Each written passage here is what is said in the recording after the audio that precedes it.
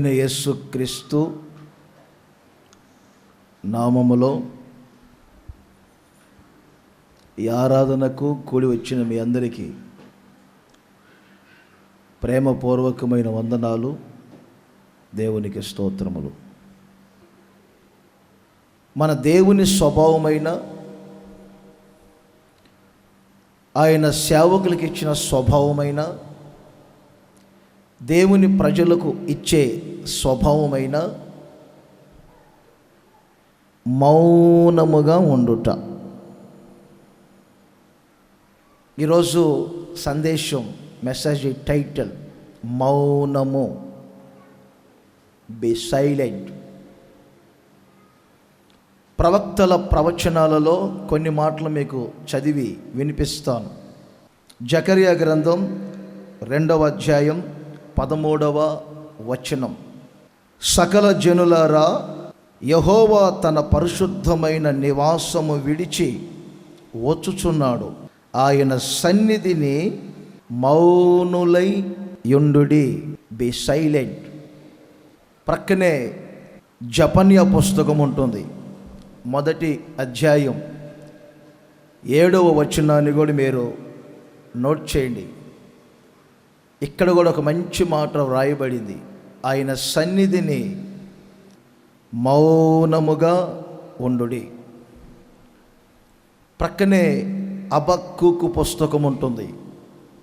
2వ అధ్యాయం 20వ వచనాన్ని కూడా గమనించండి. ఆయన పరిశుద్ధాలయములో ఉన్నాడు, ఆయన సన్నిధిని లోకమంతయు మౌనముగా ఉన్నది. ఇప్పుడు నేను ఇచ్చినటువంటి రెఫరెన్స్లో దేవుడు చెప్తుంది మౌనముగా ఉండండి, మౌనులై ఉండండి. ఇక తలలో పైకి లేపి వినండి. సెల్ ఫోన్లో కొన్ని ఆప్షన్లు ఉంటాయి. ఇక్కడికి వచ్చినప్పుడు సైలెంట్ మోడ్లో పెడతారు. దాన్ని ఎలాగైనా మార్చుకోవచ్చు. వద్దనుకుంటే జనరల్ మోడ్లో పెట్టుకోవచ్చు, లేదా సైలెంట్ మోడ్లో పెట్టుకోవచ్చు. అస్సలు ఫోన్లే వద్దు, మనకి సంబంధమే లేదనుకుంటే పూర్తిగా ఫ్లైట్ మోడ్లో పెట్టేసుకోవచ్చు. అసలు ఏ కనెక్షన్ ఉండవేగా. అది మన చేతుల్లో పని.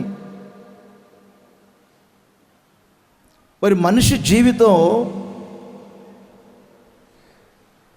అన్నయ్య గారు చెప్పారు కాసేపు మందిరంలో మనం మౌనులై ఉండాలట అని. కాసేపు మౌనంగా ఉండి బయటికి వెళ్ళిన తర్వాత మరలా జనరల్ మోడ్లోకి వెళ్ళినట్లుగా ఉండటం కాదు.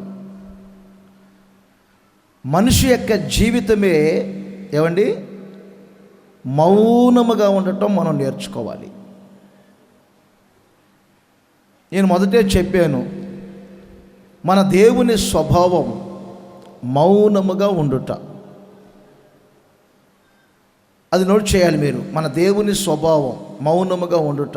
యెషయా ప్రవచన గ్రంథం 53వ అధ్యాయం 7వ వచనములో ఇలా వ్రాయబడింది. ఆయన దౌర్జన్యము నొందెను, ఆయన దౌర్జన్యము నొందెను, బాధింపబడినను అతడు నోరు తెరవలేదు. వదకు తేబడి గొర్రె పిల్లయు. మౌనముగా ఉండటం అంటే న్యాయమైన జీవితం మీరు చేస్తున్నప్పుడు, న్యాయమైనటువంటి తీర్పు ఒకవేళ జరుగుతున్నా, అన్యాయమైన తీర్పు జరుగుతున్నా ఏమండి నోరు తెరవకుండా ఉండటమే మౌనం. ఈ మధ్య నేను బైబిల్లో ఈ పాఠాన్ని నేర్చుకుంటున్నాను. అలా నేర్చుకున్న తర్వాత నా మనస్సుకున్న ప్రశాంతత వేరుగా ఉంది. అలా నేర్చుకునేటప్పుడు నా బాడీలో కలిగే ఆరోగ్యం వేరుగా ఉంటుంది. నా మనసు యొక్క విశాలత, నా మనసు యొక్క ప్రశాంతత వేరుగా ఉంటుంది. నా పలకరింపులో మార్పులు నేను చూడగలిగాను. నా విధానాలలో కొన్ని మార్పులు నేను చూడగలుగుతున్నాను. ఇక్కడ యేసుక్రీస్తు చూడండి, బొచ్చు కత్తిరించు వాని ఎదుట గొర్రెపిల్ల మౌనముగా ఉన్నట్లు ఆయన నోరు తెరవలేదు, ఆయన మౌనముగా ఉండెను. ప్రసంగి గ్రంథకర్త అంటారండి 3వ అధ్యాయం 7వ వచనములో, చింపుకోవటానికి ఒక సమయం ఉన్నది, మౌనముగా ఉండుటకు కట్టుకోవటానికి ఒక సమయం ఉన్నది, కొట్టడానికి ఒక సమయం ఉన్నది, తన్నులు తినటానికి ఇంకొక సమయం ఉంది, ఏడవటానికి ఒక సమయం ఉన్నది, నవ్వటానికి ఒక సమయం ఉన్నది, ప్రతిదానికి ఒక సమయం ఉన్నది. మరి ఈ సమయం ఏ సమయం? 7వ వచనములో మౌనముగా ఉండుటకును, నెక్స్ట్ మాటలాడుటకును. అందులోకి వెళ్ళొద్దు మీరుగా. మౌనముగా ఉండే సమయం మంది. ప్రవక్తల ప్రవచనాల్లో చాలాసార్లు ప్రవక్తలు చెప్పారు, ఇది చెడు కాలము గనుక బుద్ధిమంతుడు ఈ చెడు కాలములో ఊరకుండాలి, మౌనముగా ఉండాలి. చాలా అనుభవంతో ప్రసంగి గ్రంథకర్త ఈ మాట చెప్పారు. మౌనముగా ఉండుడి. మౌనముగా ఉండే సమయం ఇది. ప్రతిదానికి ఒక సీజన్ ఉంటుంది. విద్యారంగంలో కూడా మనం గమనించవచ్చు, వ్యవసాయ రంగంలో కూడా గమనించవచ్చు. ఆ సీజన్ను బట్టి ఏమండి పరిస్థితులు మారుతూ ఉంటాయి. ఎగ్జామ్స్ టైంలో ఎగ్జామ్ రాయాలి, చదువుకునే సమయంలో చదువుకోవాలి, చదువుకునే సమయంలో ఏమండి నిద్రపోకూడదు, నిద్రపోయే సమయంలో నిద్రపోవాలి, చదువుకునే సమయంలో చదువుకోవాలి. అలాగే ఏమండి సంవత్సరాన్ని కూడా కొన్ని కాలాలుగా విభజించారు. ఆ కాలాల ప్రకారంగా ప్రకృతి అంతా పయనిస్తుంది. దేవుని ప్రజలు ఇప్పుడు మౌనముగా ఉండే రోజులు ఇవి. యేసుక్రీస్తు స్వభావం ఏమిటంటే మౌనముగా ఉండుట. ఆయన ఈ లోకానికి సశరీరుడిగా వచ్చి సంచరిస్తున్న రోజుల్లో పలు సందర్భాలలో ఆయన గురించి మంచి మాటలు వ్రాయబడింది. అందులో ఒక్క మాట మీకు చెప్తాను చూడండి. మత్తయి సువార్త 27వ అధ్యాయాన్ని ఒక్కసారి మీరు గమనించండి. మత్తయి సువార్త 27వ అధ్యాయం 14వ వచనములో ఆయన మీద ఎన్నెన్నో మాటలు ముందుగా మాట్లాడారు. పై వచనాలు మనకు కనబడతాయి. అన్యాయపు తీర్పును యేసుక్రీస్తు అనుభవించే పరిస్థితులు వస్తున్నాయి. సిలువలో వేలాడుతున్న ఇద్దరు దొంగలు కూడా చెప్పారు, మనమంటే ఏదో తప్పు చేశాము, ఈ శిక్షను అనుభవిస్తున్నాము, మన ఇద్దరి మధ్యలో వేలాడుతున్నటువంటి ఈ యేసుక్రీస్తు ఏ పాపం చేశాడని శిక్ష విధించారు, ఎందుకు ఈయన మీద ఇన్ని నేరాలు మోపారు, అన్యాయమైనటువంటి తీర్పులు. మీ కుటుంబ వ్యవస్థలో న్యాయ పద్ధతిగా మీరు వెళ్తున్న కొన్నిసార్లు ఏమండి ఇలా అన్యాయపు తీర్పులు ఎదుర్కొనే పరిస్థితులు ఒక భార్యకు రావచ్చు. న్యాయ పద్ధతిగా వెళ్తున్న ఒక భర్త అన్యాయపు తీర్పులు ఒకవేళ మీ మీద జరగవచ్చు, భర్తల మీద, పిల్లల మీద, తల్లిదండ్రుల మీద. అందుకే యేసుక్రీస్తు ఒక పాఠం మనకు నేర్పుతున్నారు. జడ్జిమెంట్ చేస్తున్నటువంటి పిలాతు కూడా ఒక మంచి మాట అంటారు అక్కడ, నీ మీద ఇన్ని మాటలు మాట్లాడుతున్నారే, ఒక్క మాటకైనా మీరేమిటి ప్రత్యుత్తరం ఇవ్వరు, మీరు ఒక్కసారి నోరు తెరిచి ఏదైనా చెప్పండి, ఐ హ్యావ్ రైట్స్, నాకు అన్ని రైట్స్ ఉన్నాయి, ఇప్పుడు నాకు అన్ని అధికారాలు ఉన్నాయి, నీకు ఏదైనా నేను హెల్ప్ చేయగలుగుతాను, మీరు కొంచెం నోరు తెరవండి, నేను ఏదైనా నీకు సహాయం చేస్తానంటే. ఒకసారి నేను ఆ సంభవాన్ని ఆలోచిస్తున్నప్పుడు అనుకుంటాను, పిలాతుకే నా రైట్స్ ఉన్నాయి, యేసుక్రీస్తుకి రైట్స్ లేవా? గెత్సెమనే తోటలో పేతురుతో యేసుప్రభు అన్నారు, నేను ఇప్పుడు అనుకుంటే ఎంత శానా దిగుతుంది అనుకున్నావు, పరలోక సైన్యం అంతా కూడా ఇక్కడ దించగలుగుతాను నేను, అంత బెటాలియన్ ఉంది, అంత సైన్యం ఉంది నాకు. ఏం మాట్లాడుతున్నావు పేతురు? ఇదేనా నువ్వు నేర్చుకొని ఇంతకాలం? ఈ లోకానికి సస్సేరుగా నేను ఎందుకు వచ్చానో, నేను కొరడా దెబ్బలు తినాలని, గాయపరచబడాలని, రక్తం కార్చబడాలని, లోకానికి నేను నేర్పే ఒక పాఠం ఉందనే సంగతి తెలియకుండా ఎందుకు అనవసరంగా కత్తి దూసి అతని చెవి నరుకుతావు?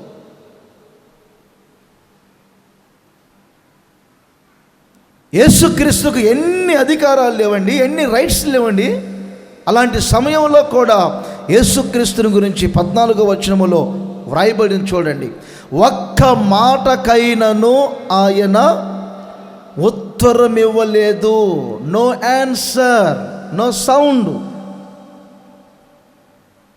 అక్కడ సౌండ్ లేదు, ఆన్సర్ లేదు.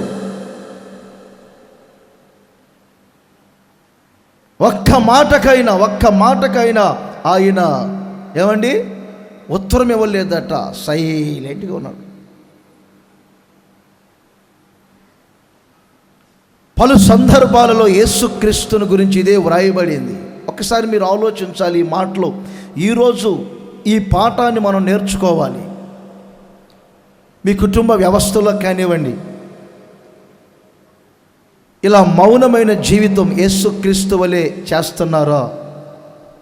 మీ వ్యక్తిగత జీవితంలో కొన్నిసార్లు ఏమండి మీరు న్యాయ పద్ధతిగా వెళ్తున్నా, వ్యతిరేకంగా కొన్ని లేచినప్పుడు క్రీస్తు స్వభావం మౌనంగా ఉండుట కదా. మరి ఆయన నాకు నేర్పింది అది కదా. మరి ఎందుకు చిన్న విషయానికి నేను తొందరపడుతున్నాను, భరించలేకపోతున్నాను, హృదయాన్ని విశాలపరుచుకోలేకపోతున్నాను, ఆ బాధను వెంటనే ఎవరికో ఒకరికి వ్యక్తపరుచుకుంటున్నాను, ఆ బాధను ఇంకొకరి మీద నెడుతున్నాను, ఆ నిందేదో నా మీదకి వస్తుంది, అవమానాలు నా మీదకి వస్తున్నాయని ప్రక్కవారి మీదకి నేను నెట్టే పరిస్థితులు వస్తున్నాయి, వారి మీదకి త్రోసివేస్తున్నాను, నా మూలాన ఇంకొకరు శ్రమలు అనుభవిస్తున్నారే. మరి యేసుక్రీస్తు నాకు నేర్పింది ఏమిటి? పలు సందర్భాలలో యేసుక్రీస్తు మౌనముగా ఉండెను. ఈ పాఠాన్ని మనం నేర్చుకున్నాం. ఈరోజు బైబిల్లో ఎన్నో పాఠాలు మనం నేర్చుకుంటున్నాం. ఒక అంశాన్ని మనం తీసుకున్నప్పుడు దాని వేరేదో, దాని చివరేదో, దాని మధ్యలో ఉన్న వివరణలు ఏమిటో మొత్తం ఒక అవగాహన వచ్చేటట్లుగా మీకు ఒక క్లారిటీ ఇస్తున్నాను. మరి ఈరోజు మౌనం అనే ఒక పాఠం నేర్చుకుందాం. రాత్రి నేను వాక్య ధ్యానంలో ఉన్నప్పుడు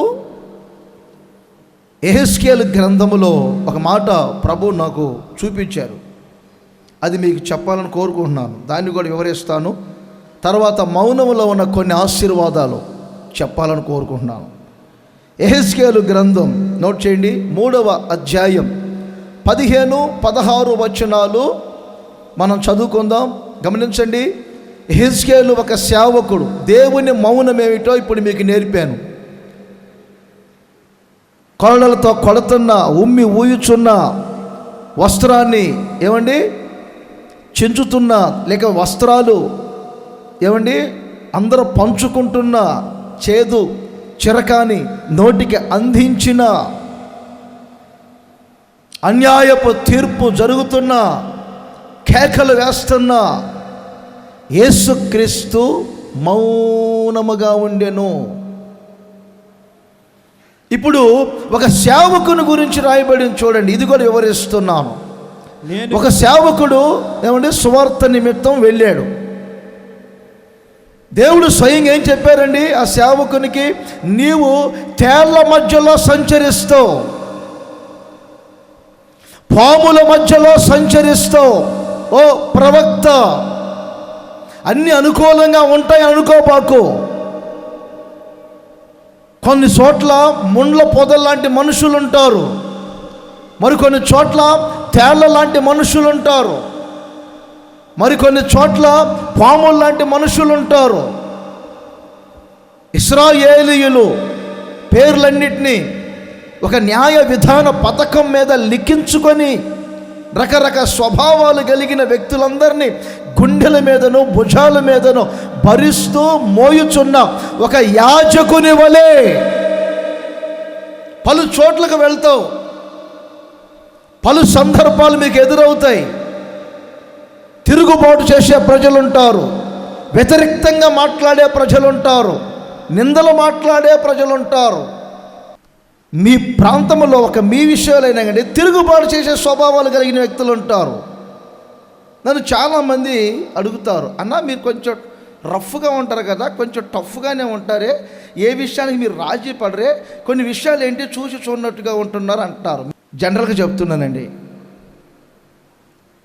నాకు ఈ వాక్యం ఎలా నేర్పించిందో చూడండి. ఇప్పుడు నేను కెబారు నది దగ్గర తెలాబీబు అనే స్థలమందు కాపురముండు చెరపట్టబడిన వారి యొద్దకు వచ్చి వారు కూర్చున్న స్థలమందు నేను కూర్చున్నాను. ఏమియు చెప్పకయు కదలకయు ఉన్నవాడనై ఏమియు మాటలాడక కదలక ఉన్నాను. 7 దినములు వారి మధ్య ఉంటిని. 7 దినాలు వారి మధ్యలో ఉన్నాను. ఆ 7 దినములు జరిగిన తరువాత యెహోవా వాక్కు నాకు ప్రత్యక్షమై ఇలాగు సెలవిచ్చెను, నరపుత్రుడా ఇశ్రాయేలుకు కావలిగా నేను నిన్ను నియమించి ఉన్నాను. కాబట్టి నీవు నా నోటి మాట ఆలకించి 25-26 వారు బహుగా లింక్ వాక్యాలు చూడండి. 25-26 వారు బహుగా తిరుగుబాటు చేయువారు గనుక వారు బహుగా తిరుగుబాటు చేస్తారు. నువ్వు మౌనివై తిరుగుబాటు చేసేవో భర్త ఉంటాడు, మౌనముగా ఉండు. తిరుగుబాటు చేసే భార్య ఉంటుంది, మౌనముగా ఉండు. తిరుగుబాటు చేసే అత్త ఉంటుంది, కోడల మౌనముగా ఉండు. తిరుగుబాటు చేసే కోడలు ఉంటుంది, అత్తలారా మౌనముగా ఉండండి. అక్కా చెల్లెళ్ళు ఇద్దరు ఉన్నారంటే ఆ ఇంట్లో గిన్నెలు కదిలించినట్టే డగడగడగడగడగడగడ సౌండ్ ఇక మీద నో సౌండ్. నోరు మూయించలేకపోతున్నారు. అందుకే మీ నాలుక మీ అంగిటికి అంటుకోబోతుంది ఈ రోజున. చదువు, నేను చెప్పేది కదా, అక్కడ చదువు. నీవు మౌనివై వారిని గద్దింపకయుండునట్లు. వారిని గద్దించబాకు. ఇది గద్దించే సమయం కాదు, హెచ్చరించే సమయం కాదు, ఖండించే సమయం కాదు. నన్ను కొంతమంది అంటారు, రాజన్న గద్దించు రాజన్న అంటారు. ఎవరో ప్రోత్సాహపరిస్తే నేను ప్రోత్సాహపరచబడను. నేను వాక్యం చదువుకునేవాడిని, నాకు వాక్యం తెలుసు. వాక్యాన్ని పాటించే సేవకుని నేను. ఏదైనా ఒక వాక్యం నన్ను దర్శించిందంటే దాన్ని పాటిస్తాను, అప్రకారంగా నడుస్తాను, దానికి మించి ఏది చేయను. నువ్వు వారిని గద్దించక నేను నీ నాలుకని అంగిటికి అంటుకొని చేసేదను. మీరు మౌనంగా ఉండాలంటే మీ వల్ల కాదు. ఇక్కడ మౌనంగా ఉంటారు, గేట్ దాటగానే మరలా జనరల్ మోడ్లోకి వెళ్తారు. కొన్నిసార్లు మీ ఆఫీసులో ఇలాంటి ఎదురవుతూ ఉంటాయి. ఎంత న్యాయ పద్ధతిగా మీరు వెళ్తున్నా ఏమండి, పై అధికారులు కొన్నిసార్లు ఇలాగే అన్యాయపు మాటలు మాట్లాడుతూ ఉంటారు, నిందలు వేస్తూ ఉంటారు. ఇలాంటి సమయాలలో కూడా వాక్యం అంటుంది, మీరు గద్దించబాకండి. మీరు గద్దించకుండా మీ నాలుకను మీ అంగిటికి అంటుకునే చేస్తున్నాను. నేను మీ అంగిటికి అంటుకుపోయేటట్లు చేస్తున్నాను. ఇది మౌనం అంటే. దేవుని సమయం ఒకటి ఉంటుంది ప్రియమైన సహోదరులారా. దేవుడు చెప్పినప్పుడు మౌనంగా ఉండమన్నప్పుడు మౌనంగా ఉండాలి. మనం ఎప్పుడైతే మౌనంగా ఉండటానికి మనం ప్రయత్నించమో ఆయనే కేర్ తీసుకుంటారు. మన నాలుకను చెప్పండి అంగిటికి అంటుకుపోయేటట్లు చేస్తాడు. ఎల్లింగి పెడతాడో పెవికిక్కేస్తాడో వేస్తాడో ఇక మీ ఇష్టం. పిచ్చి వాగుళ్ళన్నీ వాగుతున్నాడు జకర్యా. ఒకసారి పిచ్చి వాగుళ్ళు వాగుతున్నాడు. దేవదూత వచ్చి చెబుతా ఉంటే కొన్ని మాటలు విని విశ్వసించి ఆ ప్రకారంగా చేయొద్దండి. పిచ్చి మాటలన్నీ మాట్లాడుతూ ఉంటే, ఇదిగో అబ్బాయి, నేను చెప్పే వరకు నీ నాలుక నీ అంగిటికి అంటుకుపోతుంది, ఇక మీదట నువ్వు మాట్లాడు, మౌనంగా ఉంటావు. యోహాను పుట్టి 8వ రోజున పేరు పెట్టేటప్పుడు మరలా పెట్టిన వెల్లింగిని ఓడగొట్టాడు. ఇక్కడ కూడా చూడండి 33:22 దేవుడు ఎప్పుడు చెప్పారో చూడండి. యెహెజ్కేలు భక్తునితో ఎప్పుడు మౌనంగా ఉండమన్నారు, ఎన్ని రోజులు మౌనంగా ఉండమన్నారు. దేవుడు చెప్పిన సమయం వరకు మౌనంగానే ఉన్నాడు. ఇప్పుడు దేవుడే ఒక సమయం ఇచ్చారు మరలా ఈ యెహెజ్కేలుకి. ఇప్పుడు ఏమంటున్నారో చూడండి. తప్పించుకుని వాడు వచ్చిన వెనుకటి సాయంత్రమున ఓకే, యెహోవా హస్తము నా మీదికి వచ్చెను. యెహోవా హస్తము నా మీదికి వచ్చెను. ఉదయమున అతడు నా యొద్దకు రాకమునిపే యెహోవా నా నోరు తెరవగా, ఆమేన్ చెప్పండి అందరు గట్టిగా. ఆయన నా నోరు తెరవగా పలుకుటకు నాకు శక్తి కలిగెను. మాటలాడుటకు పలుకుటకు నాకు శక్తి కలిగెను. చేతుల పైకే చెప్పండి గట్టిగా, హల్లెలూయా చెప్పండి గట్టిగా.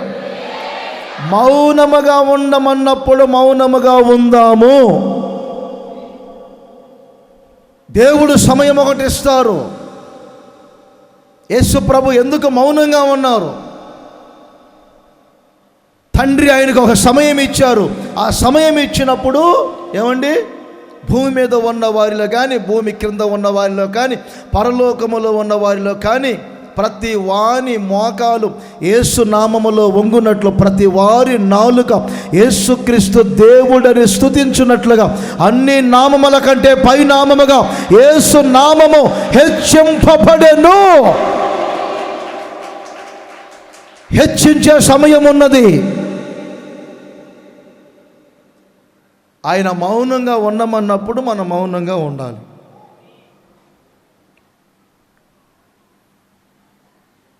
దేవుని సమయం ఒకటి ఉంటుంది. ఆ దేవుడు ఇచ్చిన సమయంలో మనం చెప్పాల్సిన అవసరం లేదు. కొన్నిసార్లు అంటారు చూడండి, నాకు రోజులు లేవండి, నా మాటకు రోజులు లేవండి అంటుంటారు. కొన్నిసార్లు మదన పడుతూ ఉంటారు, మచ్చర పడుతూ ఉంటారు.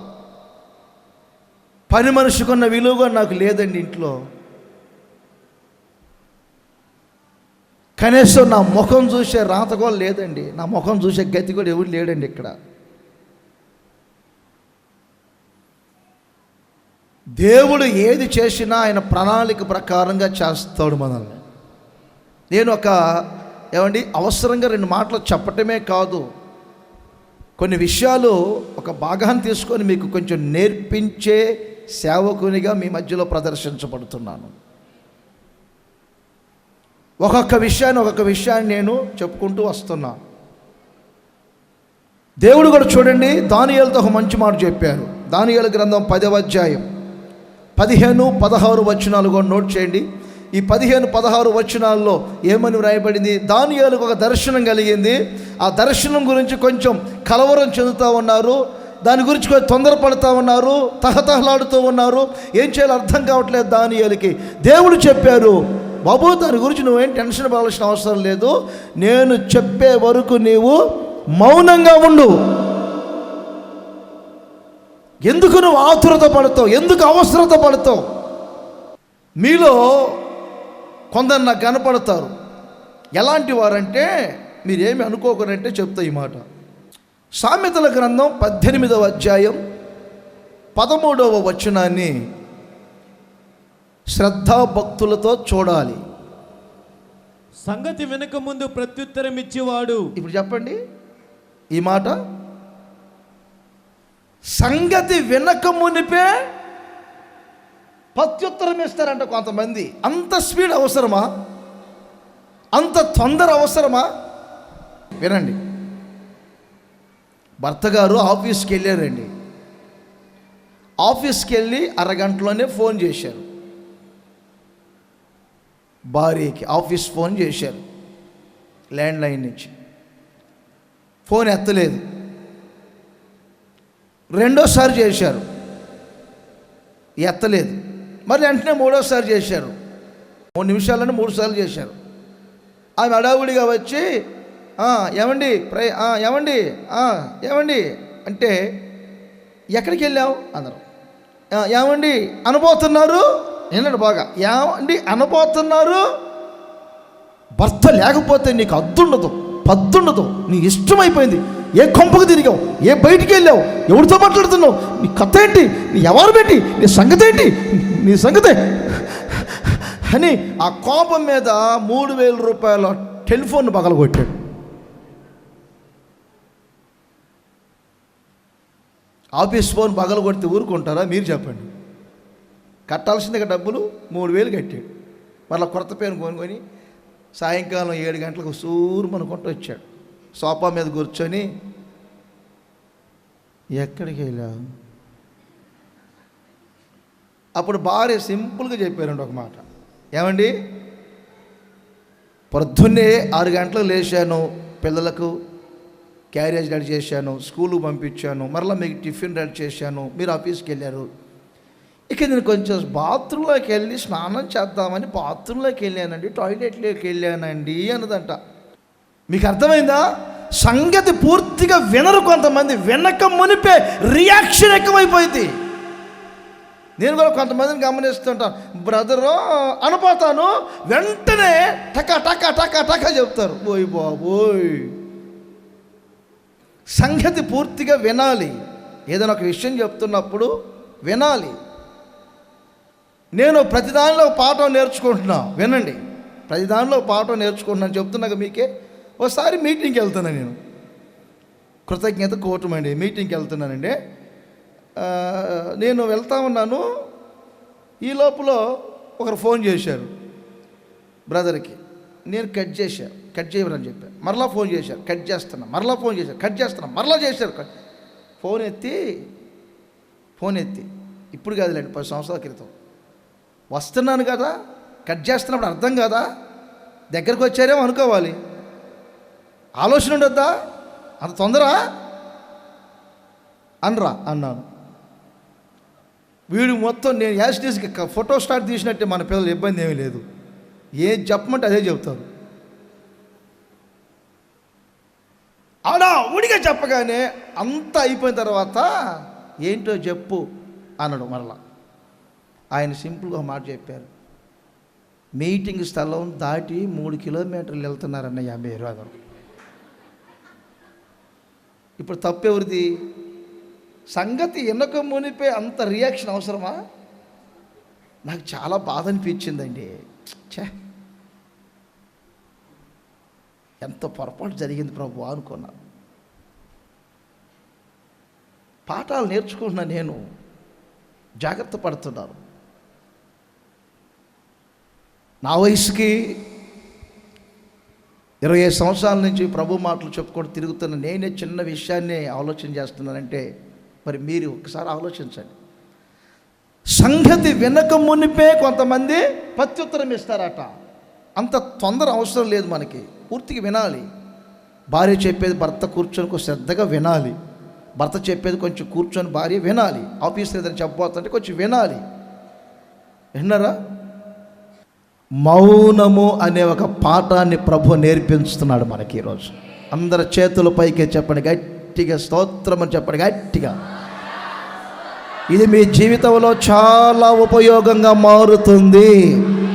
మీ ఆత్మీయతకు చాలా ఉపయోగంగా మారుతుంది.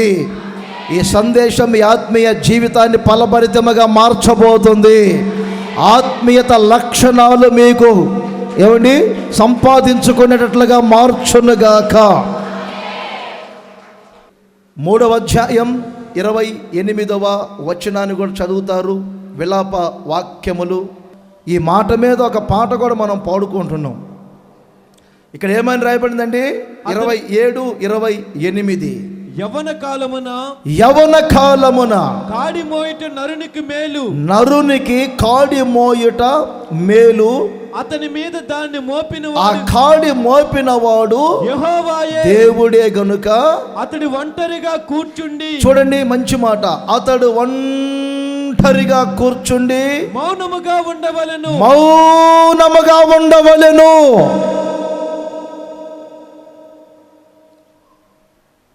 ఒక భూస్వామి లేక ఆసామి ఒక పశువు మీద కాడి పెడతాడు. పశువు మీద కాడి పెట్టిన వెంటనే దాని నోటికి ఒక చిక్కం పెడతాడు. వినాలి, చిక్కం పెడతాడు. అనుకున్నంత సేద్యం చేసేంత వరకు, కాడి తీసేంత వరకు దాని నోటికి పెట్టిన చిక్కాన్ని అలాగే ఉంచుతాడు. మేత మేయలేదు, ఏమండి, అరవలేదు. ఆ చిక్కం ఉన్నంతసేపు కాడి క్రింద ఉన్న ఒక పశువు దాని నోటికి చిక్కాన్ని పెట్టుకొని ఎలా మౌనంగా ఉంటుందో, దేవుని ప్రజలారా, మన ప్రభు అయిన యేసుక్రీస్తులో మనం కూడా ఇలా మౌనంగా ఉండాలి. దీన్ని పాటించండి, నేర్చుకోండి. ఎంతవరకు సందేశాలు మీరు స్పందిస్తున్నారో మీ ప్రవర్తన ఫలాన్ని నేను చూసి నా హృదయమందు ఆనందించాలి.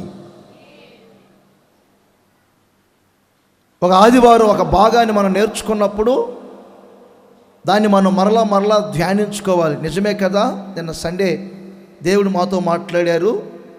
ఒక పశువు కాడి పెట్టుకున్నప్పుడు దాన్ని నోటికి చిక్కం పెట్టుకున్నప్పుడు ఎలా మౌనంగా ఉంటుందో, నేను కూడా నా ప్రభు అయిన యేసుక్రీస్తు కాడిని మోసే వ్యక్తిని, ఆయన దగ్గర నేర్చుకునే వ్యక్తిని కనుక నేను దీర్ఘశాంతం కలిగి మౌనంగా ఉండాలి అని అప్పగించుకోవాల్సిన అవసరత ఉంది. ఎందుకు? ఈ మౌనంగా ఉంటే ఈ మౌనములో మనకు కలిగే ఆశీర్వాదాలు ఏమై ఉంటాయి? ఒకసారి మనం ఆలోచన చేయాలి. ఈ మౌనంగా ఉంటే మౌనతలో ఉన్న ఆశీర్వాదం ఏంటి? కొన్ని మాటలు నేను మీకు వివరిస్తాను, క్లుప్తంగానే చెప్తాను. సామెతల గ్రంథం మౌనములో ఉన్న ఆశీర్వాదం ఇప్పుడు మీరు నేర్చుకునేది. మన ఆత్మీయ జీవితాలకి మౌనం ఎలా తోడ్పడుతుంది? మౌనులు ఎలాంటి ఆశీర్వాదాన్ని పొందబోతున్నారు? సమాజంలో ఎలా ప్రసిద్ధి నొందబోతున్నారు? ఏ స్థాయికి వారు ఎదగబోతున్నారు? సామెతల గ్రంథం 17వ అధ్యాయం 28వ వచనాన్ని ఒక్కసారి మీరు చదువుతారు, వినండి. ఒకడు మూఢుడైనను, బాగా వినండి, మౌనముగా ఉండిన ఎడల, ఒక వ్యక్తి సమాజంలో మూఢుడు అని పేరు పొందినటువంటి వ్యక్తే కావచ్చండి.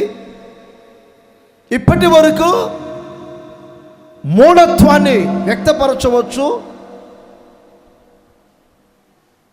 అతడు మౌనముగా ఉండిన ఎడల జ్ఞాని అని ఎంచబడును, జ్ఞాని అని ఎంచబడును. తర్వాత అట్టివాడి పెదవులు మూసుకొనగా, అట్టివాని పెదవులు మూసుకొనగా వాడు వివేకి అని ఎంచబడును, అతడు వివేకి అని ఎంచబడును. జ్ఞాని అని ఎంచబడేది ఎవరు? వివేకి అని ఎంచబడేది ఎవరు? ఆఫీసులో ఈ వ్యక్తి జ్ఞాని, ఇదిగో మా సంస్థలో ఈ వ్యక్తి వివేకి, జ్ఞాని, మా స్టాఫ్ మధ్యలో ఇతడు వివేకి, జ్ఞాని అని ఎవరండి ఎంచబడేది? ఒకసారి మీరు ఆలోచన చేయండి. మా ఇంట్లో వీరు జ్ఞానులు, వివేకం కలిగిన వ్యక్తులు.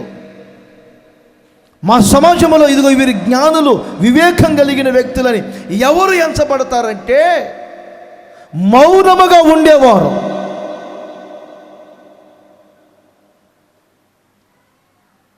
ఒకవేళ మూఢత్వం ఉండొచ్చు, తిరుగుబాటు చేసే స్వభావం ఉండొచ్చు,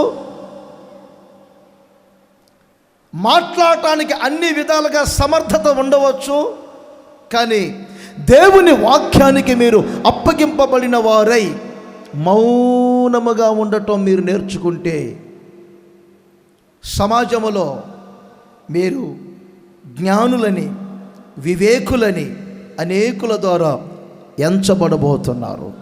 అనేకుల మధ్యలో మీరు జ్ఞానులు, ఇదిగో వీరు వివేకులని పేరు రాబోతుంది.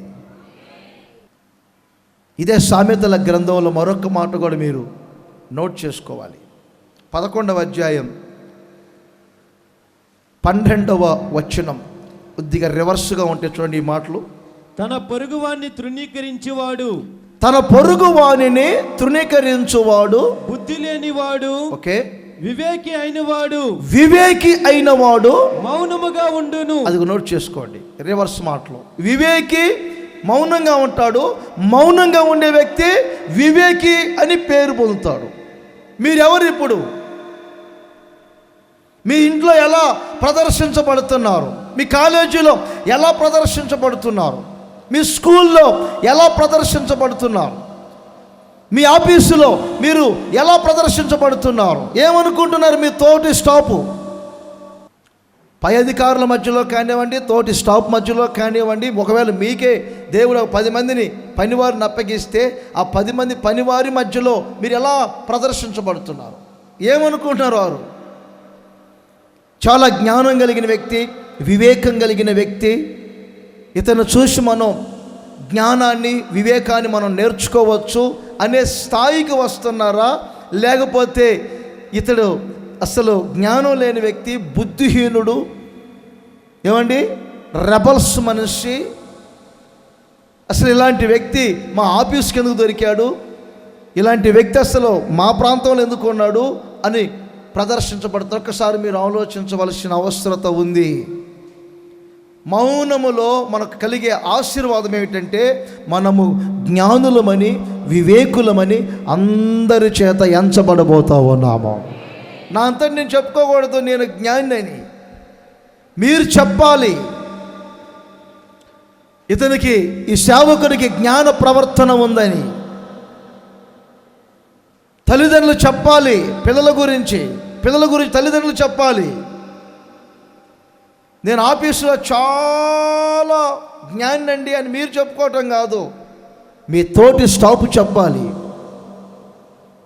మీ కాలేజీలో ఏమండి తోటి క్లాస్మేట్స్ చెప్పాలి, స్టూడెంట్స్ చెప్పాలి. మీకు ఎప్పుడు ఏసన్న గారు చెప్తా ఉంటారు కదండి,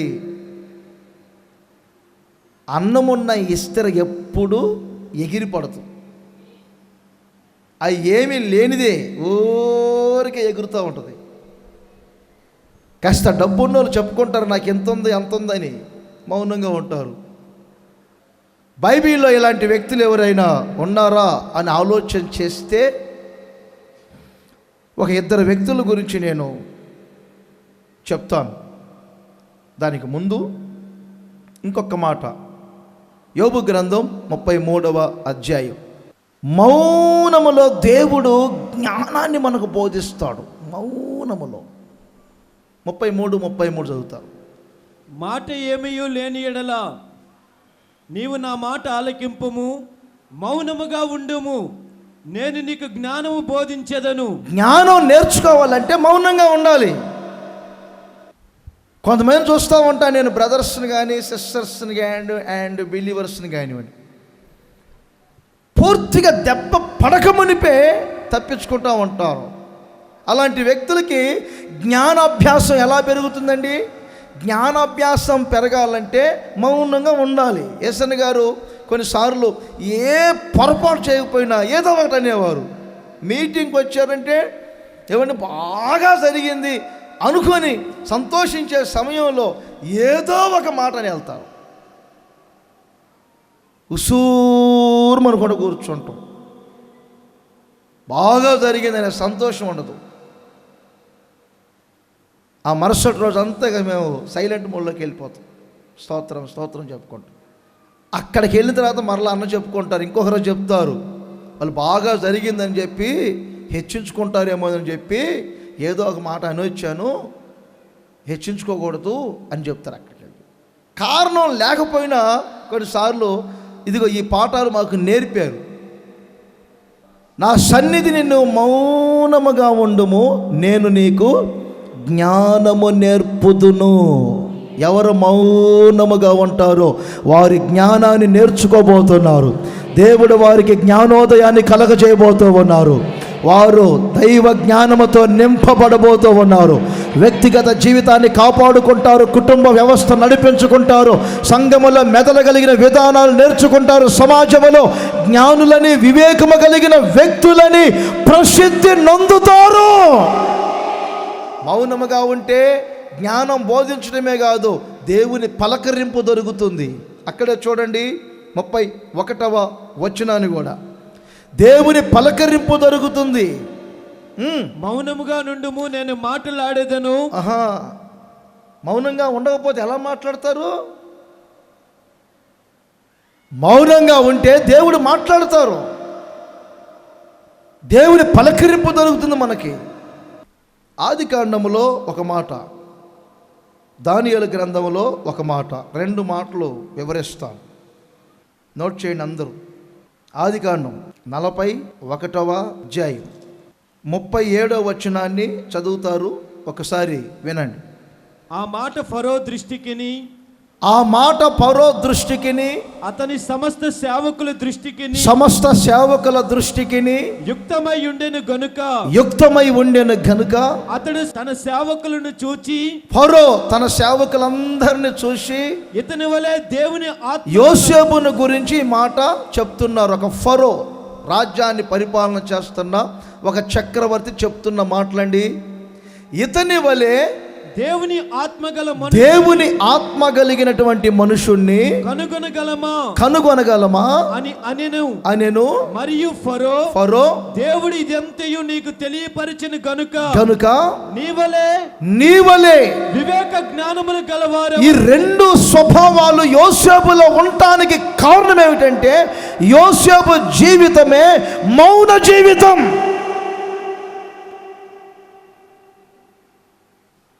తన సహోదరులు అమ్ముకుంటున్న మౌనంగా ఉన్నాడు.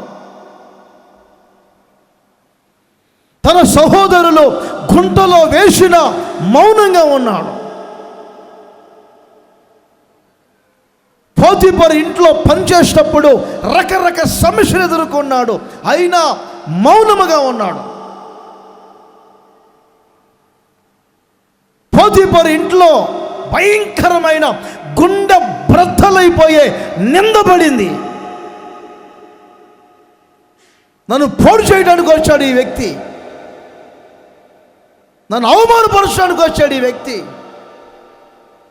అతన్ని పట్టుకొని లాగాను, చొక్కా విడిచిపెట్టి పారిపోయాడని చొక్కా పట్టుకొని భర్త పొలం నుండి వచ్చే వరకు నిలబడి భర్తకు చూపిస్తుంది, దేశ ప్రజలందరికీ చూపిస్తుంది. ఆ హెబ్రీయుడు ఇదిగో నా గదిలోకి వచ్చాడు, ఇదిగో నన్ను పాడు చేయబోయాడు, నేను అరవగానే పరిగెత్తాడు, చొక్కా విడిచిపెట్టని. ఏమండి, ఆ నిందకి హృదయం ఎలా తట్టుకోగలిగింది? యోసేపు హృదయం ఎలా తట్టుకోగలిగింది? ఆ స్థానంలో మిమ్మల్ని పెడితే ఎలా స్పందిస్తారు? కానీ యోసేపు నోరు తెరవలేదు, చెరసాల్లోనికి వెళ్ళాడు. తన మనసుకు తెలుసు యోసేపుకి, బానిసగా వచ్చాను ఆ ఇంటికి, నా యజమాని నన్ను ఎంతో ప్రేమించారు, నా యజమాని నన్ను శారదీశాడు, ధరించుకోవడానికి వస్త్రం ఇచ్చాడు, పనులందరికంటే కూడా నన్ను పై అధికారిగా పెట్టాడు, ఇంట్లో ఏమున్నదో ఏమి లేదో కూడా తెలియకుండా నాకు అప్పగించారు.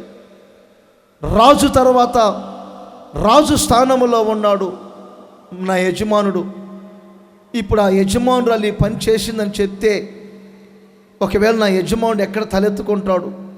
బానిసగా వచ్చాను, ఆ నిందేదో నేనే అనుభవించుదామని ఆమె మీద ఒక్క మాట కూడా చెప్పకుండా మౌనముగా వెళ్ళాడు. జైల్లో ఆ జైలర్ అడుగుతాడు, బాబు మీరెవరు, అసలు ఎందుకు వచ్చారు ఐగుప్తు దేశానికి? అయ్యా, నేను హెబ్రీల గృహములో నుండి దొంగిలింపబడి తిని, వాస్తవానికి నా అన్నలు కొట్టారు, గుంటలో వేశారు, అమ్ముకున్నారని చెప్పలేదు. చెప్పాలి కానీ చెప్పలేదు. సరే, చెరసాల్లోకి ఎందుకు వచ్చావు? ఇక్కడికి వచ్చుటకైనా నేనేం చేయలేదయ్యా. ఈ మాట అన్నారే తప్ప తన యజమానుని మీద కానీ యజమానురాల మీద కానీ అంత మాట అనలేదండి. ఇది అతని మౌనం. మౌనం అంటే ఏదో కాసేపు సైలెంట్ మోడ్లో ఉండటం. రాజాని గారు చెప్పారు సాయంకాలం వరకు ఏం మాట్లాడకూడదు, మనం బి సైలెంట్. అది కాదు, నిజ జీవితంలో మనం అనుభవించాలి. దేశానికి ఎంతో సరఫరా చేశాడు, జ్ఞానాన్ని అందించాడు, దేశాన్ని మొత్తాన్ని కాపాడగలిగాడు.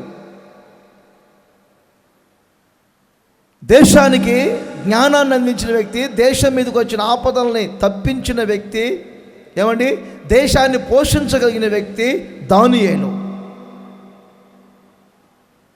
నెబుకద్నెజరు కానివ్వండి, బెల్షస్సరు కానివ్వండి, నీ వలే జ్ఞాన వివేకములు కలిగిన వ్యక్తులు మరెవరూ లేరు అని ప్రసిద్ధి చెందారు.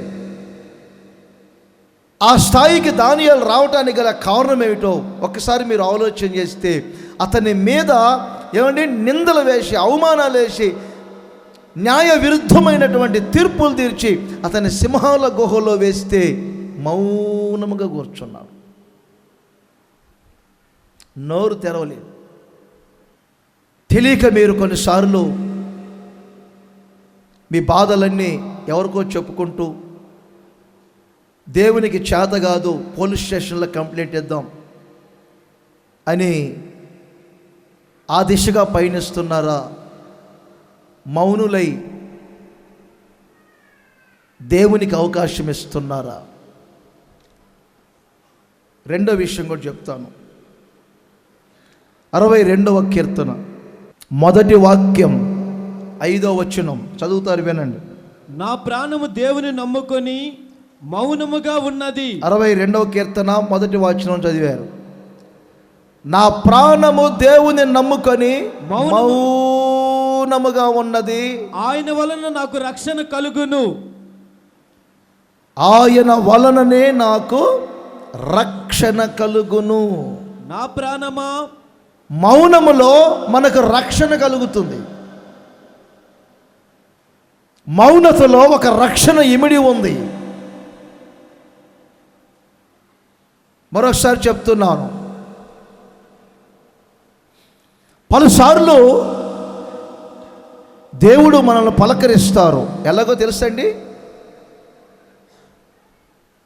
దూషించు వారిని తిరిగి మీరు దూషించొద్దు, హింసించే వారి కొరకు మీరు ప్రార్థన చేయండి. పాత నిబంధన సిద్ధాంతం పాటించొద్దు. ఆ సిద్ధాంతం ఏమిటంటే కంటికి కన్ను, పంటికి పన్ను. కొత్త నిబంధన సిద్ధాంతంలో యేసు ప్రభు చెప్పిన మాట ఏమిటంటే, మిమ్మల్ని ప్రేమించే వారినే మీరు ప్రేమించడం కాదు, మీ శత్రువులను కూడా మీరు ప్రేమించండి. ఇది కదా మీ గొప్పతనం. ప్రేమించు వారినే ప్రేమిస్తే అదేం గొప్పతనం? జనరల్గా మనుషులందరూ చేసే పనే కదా. ప్రేమించు వారినే ప్రేమించడం కాదు, హింసించే వారి కొరకు ప్రార్థన చేయండి, మీ శత్రువులు అనుకునే వారిని ప్రేమించండి. ఒక స్థాయిని యేసుక్రీస్తు పెంచారు. పలు మార్గాలలో, పలు సందర్భాలలో ఏమండి, ఒక మనిషి శారీరకముగా, ఆత్మ సంబంధముగా రక్షణ పొందుతూ వెళ్ళాలి, కాపాడబడుతూ వెళ్ళాలి. ఈ లోకములో ఒక దేహ రక్షణ మీకు ఉండాలి, ప్రాణరక్షణ ఉండాలి. రాబోయే రోజులు ఆత్మరక్షణ మీకు కలగాలి. ఈ రక్షణ ఎందులో ఇమిడి ఉంది? మౌనములో రక్షణ ఇమిడి ఉంది. మౌనముగా ఉండండి. చూడండి ఒకసారి నిర్గమకాండములో 14వ అధ్యాయం. ఐగుప్తులో 10 అద్భుతాలు జరిగాయి. ఐగుప్తు దేశాన్ని విడిచిపెట్టి ప్రయాణం చేస్తున్నారు. ఫరో తన సైన్యముతో ఇశ్రాయేలీయులను వెంటాడుతున్నాడు. ఇశ్రాయేలీయులు ముందుకు వెళ్లకుండా ఎర్ర సముద్రం అడ్డగించింది. వెనకేమో శత్రువులు తరుముతున్నారు. ముందొక సమస్య, వెనుకొక సమస్య. ఫరో సైన్యం ఏమనుకున్నారు తెలుసండి? వారు ఇరుకున పడి ఉన్నారు. ముందుకు వెళ్ళటానికి ఎర్ర సముద్రం, వెనక మనమున్నాము, ఇరుకున పడి ఉన్నారు, మన నుండి తప్పించుకోలేరు, ఇప్పుడు మన చేతికి దొరుకుతారని ప్రయాణం చేస్తున్నారు. మీ తర్వాత పై మాటలు చదువుకుంటే నేను చెప్పే మాటలు ఉంటాయి. మరి దేవుడు నేర్పిన పాఠం ఏమిటి అక్కడ?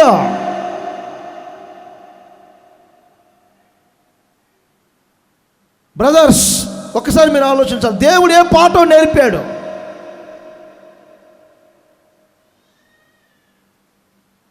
ఒక్కొక్కసారి సమస్యలు ఉప్పొంగుతూ వస్తాయి, ఉప్పెనలా వస్తాయి మీ మీదికి.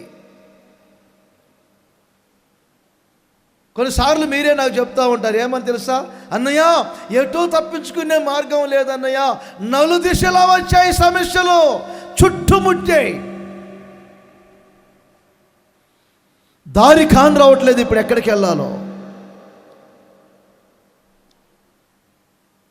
మీ జీవితంలో ఒకవేళ ఉప్పెనల చుట్టూ సమస్యలు మిమ్మల్ని ఆవరించిన, దారి కనబడకపోయినా దేవుడు నేర్పిన పాఠం ఏమిటి? ఒకే మాట అంటారు 13వ వచనంలో, 14-13లో ఏమన్నారండి? అందుకు మోషే భయపడకుడి, యెహోవా మీకు నేడు కలుగు చేయు దేవుడు మీకు నేడు కలుగచేయు రక్షణను మీరు ఊరకే నిలిచి చూడండి. మీకు కలగజేయే రక్షణను మీరు కన్నులారా చూడబోతున్నారు. దేవుడు నేడు కలగచేయు రక్షణను మీరు ఊరికే నిలిచి చూడండి.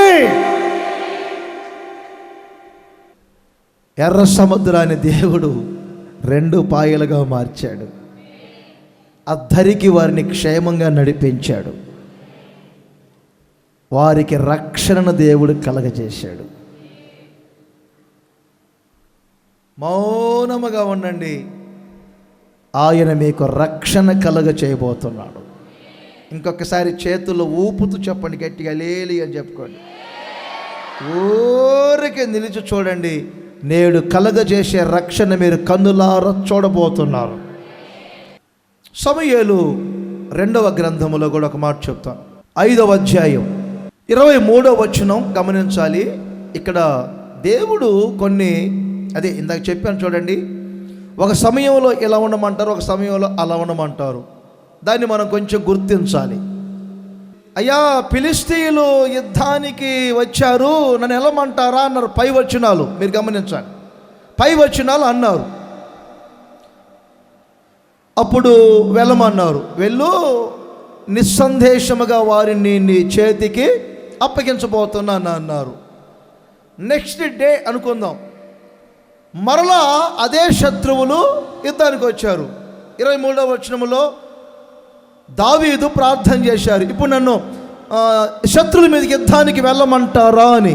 ఏ రోజుకు ఆ రోజు, చాలాసార్లు చెప్పాను, మీరు దేవుని ప్రణాళికలను మనం తెలుసుకోవాలి.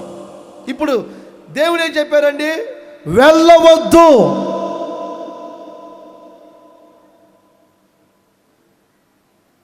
మోసెస్ అంత గట్టిగా వదిలే ప్రభా, చెప్పు నాయన ఏంటో. ఆ బండను కొట్టు కర్రతో, అది నీళ్ళు ఇస్తుంది. ఫెటా ఫెటా కొట్టాడు.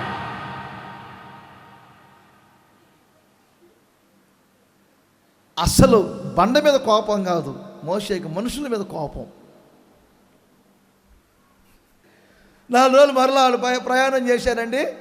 మరలా నీళ్ళ కొరత వచ్చింది. నీళ్ళ కొరత వచ్చినప్పుడు, ప్రభువా మరలా నీళ్ళ కొరత వచ్చింది, వేసేయమంటావా? రెడీగా ఉండటం, వేసేసేదా అన్నాడు. వేసేసేదా? ఎప్పుడు వేయటమేనా? ఎప్పుడు ఒక కోణం వెళ్తావా? పథకం మార్చాలా? ఎప్పుడు ఒకే కోణంలో కాదు, పథకం మార్చాలా. మరి ఇప్పుడు ఏం చేయమంటావు ప్రభువా? బండతో మాట్లాడు, నీకు నీళ్ళు ఇస్తుంది. మొన్న కొట్టమన్నారు, ఇప్పుడు మాట్లాడమన్నారు. ఈయన పాత అలవాట్లు ఏం చేశారంటే, పాత అలవాటు కొంతమందికి, పాత అలవాటు, పాత బుద్ధులు బయటపడతాడు. ఎప్పుడు ప్రాచీన స్వభావం, పెటా పెటా కొట్టాడు. మీకు అర్థమైందమ్మా? ఇంటి దగ్గర చిన్నప్పుడు తల్లిదండ్రులకు గారాబం ఉంటుంది. ప్లగ్లో వేలు పెట్టబోయిందంట, వేలు. చిన్నప్పుడు భర్త దగ్గర కూడా వెళ్ళి ప్లగ్లో వేలు పెట్టబోయిందంట, ఏదో చిన్న విషయానికి. ఆడన్నాడంట ప్లగ్లో ఎందుకే వైరే పెట్టుకున్నాడంట వాడు. తల్లిదండ్రులు గారాబం ఉంటుంది అనుకున్నా భర్త దగ్గర.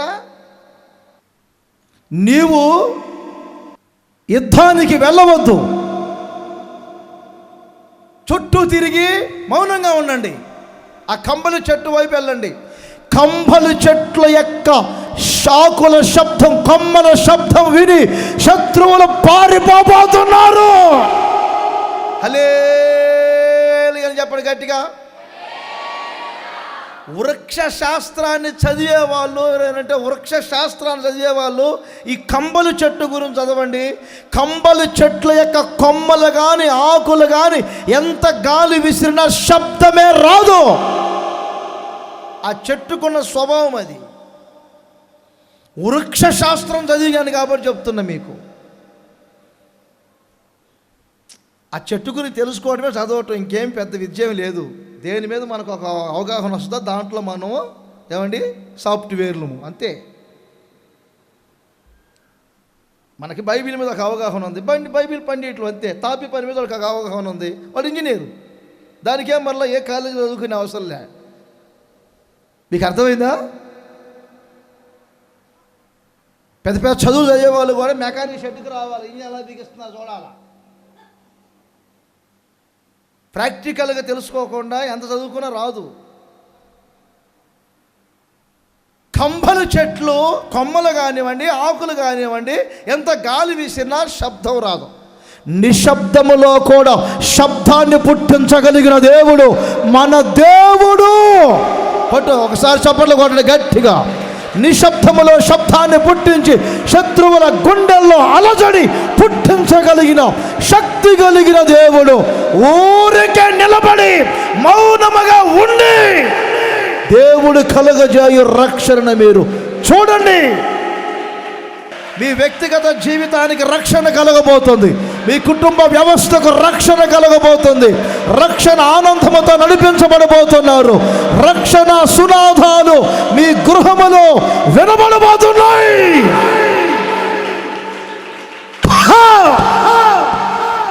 శత్రు సైన్యం హతమార్చబడబోతుంది. ఇంకొకసారి చెప్పండి, చేతులు పైకెత్తి గట్టిగా హల్లెలూయా అని చెప్పండి. 65వ కీర్తన 1వ వచనం చదువుతారు. ఈ వచనాన్ని కూడా వినండి. 3వ విషయం ఒకటి నేర్చుకుందాం. దేవా, సియోనులో మౌనముగా ఉండుట, సియోనులో మౌనముగా ఉండుట నీకు స్తుతి చెల్లించుటే. దేవునికి స్తుతి చెల్లించుట. మౌనములో ఉన్న 3వ ఆశీర్వాదం ఏమిటంటే దేవునికి మనము స్తుతి చెల్లించుట. అనండి ఒకసారి, స్తోత్రం స్తోత్రం స్తోత్రం అనండి గట్టి. చేతుల పైకి 2-3 సార్లు. ఓకే, ఎంతసేపు అనగలుగుతారు? ఒక అరగంట అనగలుగుతారా? స్తోత్రం స్తోత్రం స్తోత్రం మంచిది అనవచ్చు. ద సేమ్ టైం దేవునికి స్తుతి కలగటం అంటే ఏమిటి తెలుసండి? మన మౌన జీవితం. నోటికి చిక్కం లేకుండా, నాలుకను సాధుపరుచుకోకుండా ఎన్నిసార్లు స్తోత్రం స్తోత్రం స్తోత్రం అన్న ఫలితం ఏముంటుంది? బైబిల్లో వ్రాయబడింది, మీ కృతజ్ఞత అర్పణ నాకు అంగీకారంగా లేదు అంటాడు దేవుడు. ఎందుకు మన కృతజ్ఞత అర్పణ దేవునికి అంగీకారంగా ఉండలేదు? ఏమండి, కళ్ళను కంట్రోల్లో పెట్టుకోకుండా, నాలుకను కంట్రోల్లో పెట్టుకోకుండా, నోరుని కంట్రోల్ పెట్టుకొని నోటి మీద వ్రేలేసుకొని ఏమండి మౌనముగా జీవించడం చేతగాక అవసరాలప్పుడు కాసేపు స్తుతి స్తోత్రం అంటే దేవునికి అంగీకారమైన అర్పణేనా? కొంచెం ఆలోచించండి. దేవునికి ఎలా స్తుతి చెల్లిస్తున్నారు? ఏ పాఠాన్ని నేర్చుకొని మీరు దేవునికి కృతజ్ఞతలు చెల్లిస్తున్నారు? దేవుడు ఎప్పుడు మన ద్వారా ఘనపరచబడతారు. దేవుని వాక్యం చెబుతుంది. 9వ కీర్తనలో ఒక మంచి మాట ఉంటుంది, మీకు తెలుసు కదండి. 31. ఎద్దు కంటేను కొమ్ములను డెక్కలను గల కోడి కంటేను అది యెహోవాకు ప్రీతికరం. 30వ వచనం, కీర్తనలతో నేను దేవుని నామమును స్తుతించెదను, కృతజ్ఞతాస్తుతులతో నేను ఆయనను ఘనపరచెదను. కృతజ్ఞతాస్తుతులు అనేవి దేవునికి ప్రీతికరంగా మారాలి. ఎప్పుడు ప్రీతికరంగా మారతాయంటే ఆ కృతజ్ఞతాస్తుతులు దేవునికి ఇష్టమైనవి, ప్రీతికరమైనవి. ఎద్దు కంటేను, కొమ్ములను, డెక్కలు గల పశువుల కంటేను దేవునికి ఇష్టమైనది కృతజ్ఞత స్తుతులు.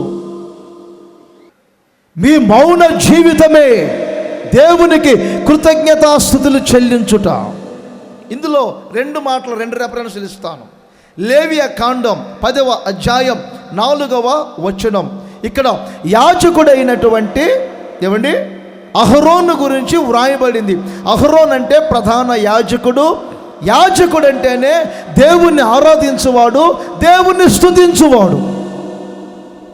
దేవుణ్ణి ఆరాధించే అహరోను గురించి, దేవుణ్ణి ఆరాధించి స్తుతించే యాజకుని గురించి ఏమని రాయబడిందండి? అక్కడ తన 2 పిల్లలు అగ్నిని తీసుకొని దేవుని సన్నిధికి వస్తే, దేవుని సన్నిధి నుండి అగ్ని దిగి వచ్చి 2 పిల్లలు చనిపోయారు. అలాంటప్పుడు అహరోను ఎలా ఉన్నాడు? 4వ వచనం, అహరోను మౌనముగా ఉండగా. ఎవరండి ఆ సమయంలో మౌనంగా ఉండేది? మీ పిల్లలు చిన్న చిన్న తప్పులు చేసిన పిల్లల్ని తీసుకొని ఎగేసుకొని వెళ్తారే పోట్లాటకి. వాడు చేసిన తప్పని తెలుసు కూడా ఎగేసుకొని వెళ్తారు కొంతమంది ఫైట్ చేయటానికి. మా పిల్లలు వెండి, రత్నాలు, ముత్యాలు, బంగారం తప్పు చేశారా లేదా అని కూడా కొంచెం ఆలోచన చేయకుండా పిల్లల మీద ఉన్న ప్రేమతో వెళ్తారే. 2 పిల్లలు అక్కడ చనిపోయారు. 2 పిల్లలు చనిపోతే మోషే చెప్తున్నారు, అహరోను ఈ సమయంలోనే దేవుడు తన నామాన్ని పరిశుద్ధపరచుకోబోతున్నాడు. నువ్వు స్తుతించేవాడివి, ఆరాధించే యాజకుడివి. ఈ సమయంలో నీవు ఏది మాట్లాడినా ఫలితం లేదు. దేవునికి మహిమ కలగాలంటే ఇప్పుడు నీవు మౌనంగా ఉండాలి. 2 పిల్లల నిలువున అక్కడ కాలి బూడిదైపోతా ఉంటే చేతగాని వాళ్ళలాగా ఏం చేయలేక దేవునికి అప్పగించుకొని మౌనంగా ఉండొచ్చు. ఎంత మంచి అనుభవం అండి మౌనం. దేవునికి కృతజ్ఞతాస్తుతులు చెల్లించే ఒక సియోను అనే సేవకుడు, సియోను ప్రతిష్టతలో ఉన్న బ్రదర్స్ కానీ సిస్టర్స్ కానీ, సియోను ప్రతిష్టత అనుభవాలు పాటిస్తున్న మీరు కానీ అహరోను వలె మౌనంగా ఉండాలి.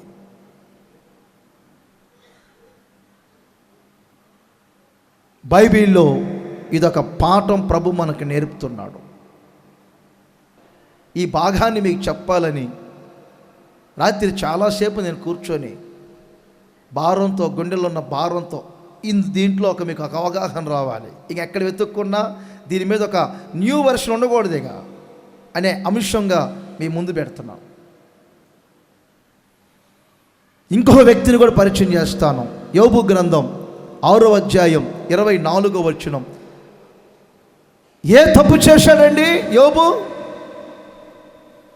చెడుతనాన్ని విసర్జించిన వాడు, నీతిమంతుడు, యథార్థంగా నడిచేవాడు, దేవుని యందు భయభక్తులు కలిగిన వాడు. దేవుడని సాతాను 2 అక్కడ పెద్ద ఫైట్లు పెట్టుకొని అన్యాయంగా నిరపరాధి మీద మోపారు. చూడండి, ఇప్పుడు ఆస్తులు పోయాయి, ఆరోగ్యం పోయింది, ఇప్పుడు ప్రాణహాని కూడా కలిగే పరిస్థితులు. అయినా యోబు నేర్చుకుంది ఏమిటంటే మౌనముగా ఉండటం. రకరకాల మాటలు మాట్లాడుతున్నా కానీ తాను తెలుసు నేనే తప్పు చేయలేదు, అయినా అంటాడు నేను మౌనంగా ఉంటాను. ఏ విషయంలో నేను తప్పిపోయానో నాకు చెప్పండి. లేదా మాట, నేను ఏ విషయంలో తప్పిపోయానో చెప్పండి. ఏ విషయంలో నేను కొంచెం బాధ కలిగజేసి చెప్పండి. 39వ కీర్తన 1వ వచనంలో కూడా దావీదు ఇదే మాట అంటాడండి, మంచి మాట. నేను నోరు తెరవక మాటలాడక మౌనినైతిని. నా నాలుకతో నేను పాపము చేయకుండానట్లు నోటి మాటల వలనైన యోబు పాపం చేయలేదు. 40 సంవత్సరాలు ఏమండి దావీదు మౌనం మౌనం మౌనం మౌనం పాటించాడు. నా నాలుకతో పాపం చేయకుండా నేను మౌనినైతిని, నేను మాటలాడక మౌనినైతిని. మన మౌన జీవితంలో దేవుడు స్తుతింపబడతాడు. నా క్రియల ద్వారా దేవుని నామం కనపరచబడాలి. అన్యజనుల ఎదుట దేవుని నామ మహిమపరచబడేటట్లు మీ సత్ప్రవర్తన బట్టి మీ వెలుగును వారి ఎదుట ప్రకాశింపచేయండి. నోట్ చేయండి. 62వ కీర్తన 5వ వచనం ఆఖరి మాట. నా ప్రాణమా దేవుని నమ్ముకొని మౌనముగా ఉండుము. దేవుని నమ్ముకొని మౌనముగా ఉండుము. ఆయన వలననే నాకు నిరీక్షణ కలుగుచున్నది. హల్లెలూయా చెప్పండి గట్టిగా. మౌనములో ఒక నిరీక్షణ గల జీవితం ఉంది. Hope life. దేవుని ప్రజలకు ఒక నిరీక్షణ కలిగిన జీవితం ఉండాలి. కొరహు కుమారులు పాడుకున్న కీర్తన అండి 42వ కీర్తన 11వ వచనం. నా ప్రాణమా నీవేళ కృంగి ఉన్నావు. అందరూ ఒకసారి చెప్పండి చేతులు పైకెత్తి. నాలో నీవేళ తొందరపడుచున్నావు అనండి. సైలెంట్. ఇక అంతే. చెప్పండి ఏంటది?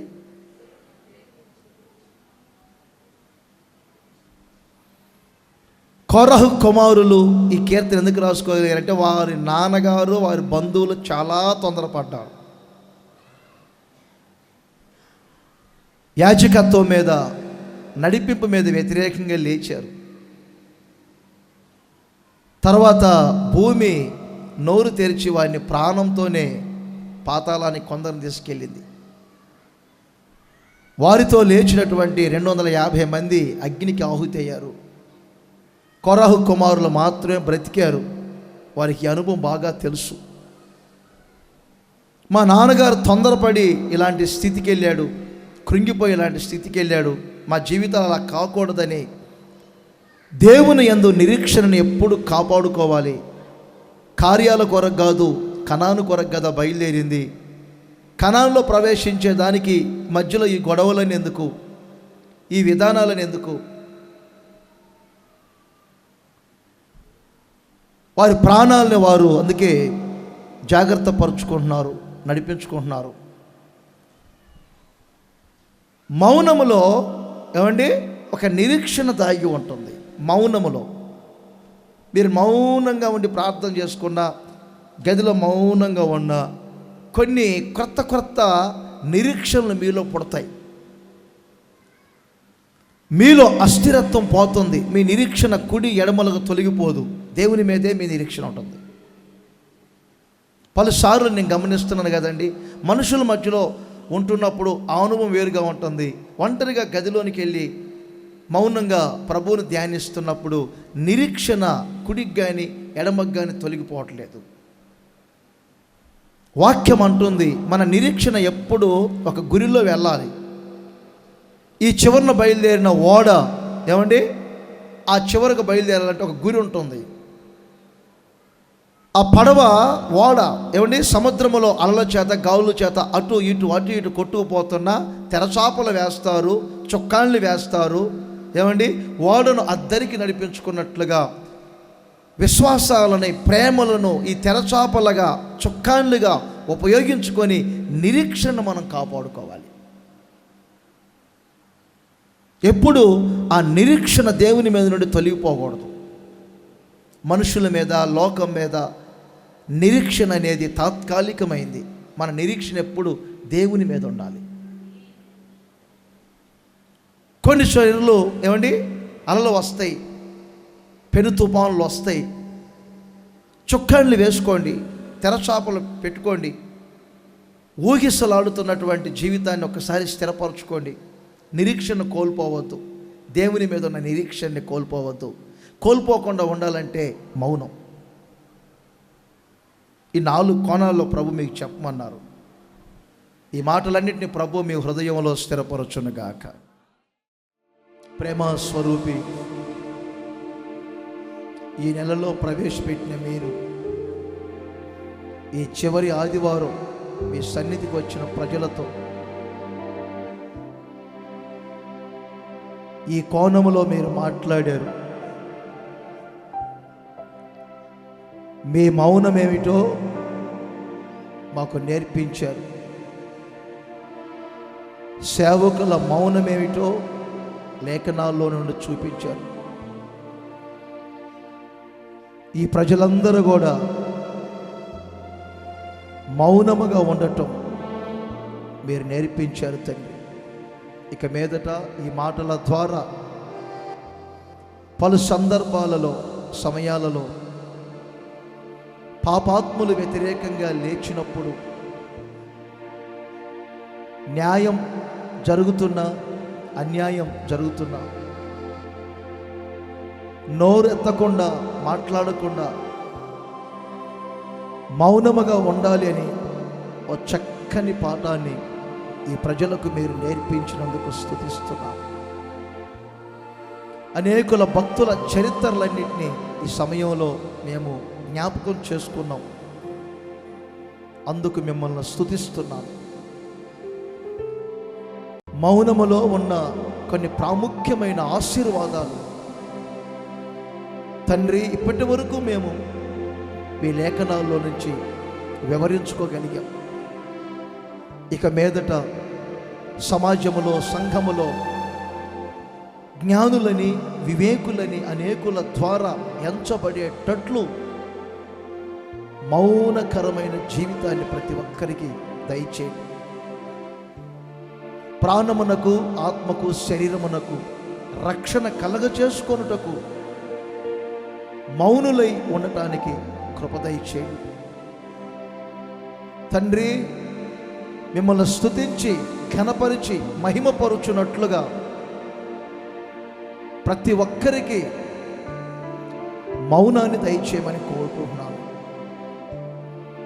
మీ బిడ్డలకు ఇచ్చినటువంటి నిరీక్షణ నుండి కుడికి ఎడమలకు తొలగిపోకుండా నిరీక్షణ ఎల్లప్పుడూ మీ మీదే ఉండేటట్లుగా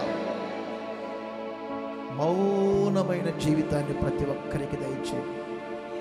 శ్రేష్టమైన ఈ ఆశీర్వాదాలన్నీ మౌనములో ఉన్నాయని ఇప్పటి వరకు మీ ప్రజలు విన్నారు. ఈ మాటల ప్రకారంగా జీవించి ఈ ఆశీర్వాదాలు అనుభవించున్నట్లు మీరు సహాయం చేయండి. కాసేపు మీ సన్నిధిలో విని మౌనంగా ఉండటమే కాదు నాయనా, నిజ జీవితములో ప్రతి ఒక్కరూ ఇది అనుభవించుదురుగాక. నివసించే పరిసర ప్రాంతాలలో ఈ జీవితాన్ని ప్రతి ఒక్కరికి దయచేయండి. అన్ని జనుల మధ్యలో తండ్రి వీరి సత్క్రియలను చూసి మిమ్మల్ని మహిమపరిచేటట్లుగా మార్చండి. ఆశతో మీ సన్నిధికి వచ్చారు. మీ మాటల చేత తృప్తిపరిచినందుకు స్తుతిస్తున్నాను. ఈ మాటలన్నిటినీ ప్రతి ఒక్కరి హృదయములో స్థిరపరచండి. సర్వ శరీరములకు ఆరోగ్యం దయచేయండి. యేసు నామములో అడుగుచున్నాను తండ్రి, ఆమేన్.